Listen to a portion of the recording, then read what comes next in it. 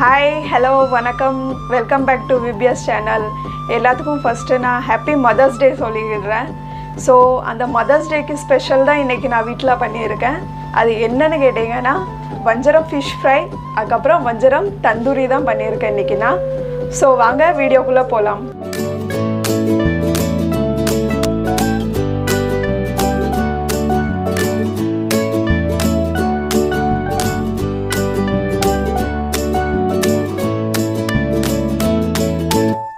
இப்போ நம்ம என்ன பார்க்க போகிறோன்னா ஃபிஷ் ஃப்ரை தான் நம்ம ஃபஸ்ட்டு பார்க்க போகிறோம். ஸோ நான் ஆல்ரெடி மசாலா நல்லா தடவி ஃப்ரிட்ஜில் ஒரு 2 மணி நேரம் வச்சுருந்தேன். ஸோ அதுக்கப்புறம் தான் நான் வெளியில் எடுத்தேன். நான் எப்போவுமே கடாயில் தான் ஃபிஷ் பொரிப்பேன். நான் இப்போ ஒரு சேஞ்ச்காண்டி பேனில் பொரிக்கேன்.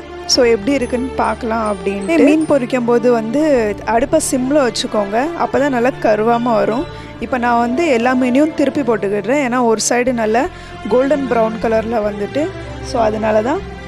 இப்போ பாருங்கள், நம்ம மீன் நல்லா கோல்டன் ப்ரௌன் கலரில் ஸோ இப்போ இது நான் சுட சுட இப்போ தட்டில் சர்வ் பண்ண போகிறேன். நான் இப்போ தட்டில் சர்வ் பண்ணிவிட்டேன். பாருங்கள், பார்க்கறதுக்கு எவ்வளோ அழகாக இருக்குது அப்படின்ட்டு. ஸோ இப்போ இது நான் சுட சுட எடுத்து அத்தைக்கு தான் டேஸ்ட் பண்ண கொடுக்க போகிறேன். ஸோ அத்தை சாப்பிட்டு பார்த்துட்டு எப்படி இருக்குன்னு அவங்க கமெண்ட்டை சொல்லுவாங்க. சூப்பராக இருக்குது. கர்மம் வச்சுருக்கா, மாங்காய் அங்கெல்லாம் போட்டு வச்சுருக்கா, குழம்பு அப்படி ஒரு அழகாக இருக்குது. இன்னைக்கு மதர்ஸ் டே ஸ்பெஷல் நல்லா அழகாக இருக்குது குழம்பு. இன்னைக்கு மீன் சாப்பிட்டா நல்லா இருக்குது. சாமா குழம்பு நல்லா சாப்பிட்டு நல்லா அழகாக வச்சுருக்கா. இன்றைக்கி நல்லா எடுத்து வச்சுருக்கா, நல்லா பொரிச்சிருக்கா, அழகாக இருக்குது. சீலா மீன் பொரிச்சிருக்கு, சூப்பராக இருக்குது. வஞ்சர மீன், அது வஞ்சர மீனா? ஆமாம், சூப்பராக இருக்குது, குழம்பு நல்லா இருக்குது. நம்ம ஃபிஷ் தந்தூரிக்க பார்த்துடலாம். இதுவும் நான் ஆல்ரெடி மசாலா தடவி தான் வச்சுருக்கேன். நான் இது பிபிக்யூ மசாலா தடவி வச்சுருக்கேன், வேறு உப்பு போட்டிருக்கேன், அவ்வளோதான். அதுக்கப்புறம் நான் இலை எடுத்துக்கிட்டேன், நல்லா சின்ன சின்ன பீஸ் 2 இலை எடுத்துக்கிட்டேன். அடுப்பில் நல்லா அது காமிச்சிக்கிட்டேன், கொஞ்ச நேரம் அது சூடேற விட்டுட்டேன். அதுக்கப்புறமா லேசாக அதில் ஆயில் அப்ளை பண்ணி அதுக்கப்புறம் மசாலா தடவி வச்சுருக்கோம் இல்லையா, அந்த ஃபிஷ்ஷை நம்ம அந்த இலையில வச்சு மூடிடலாம்.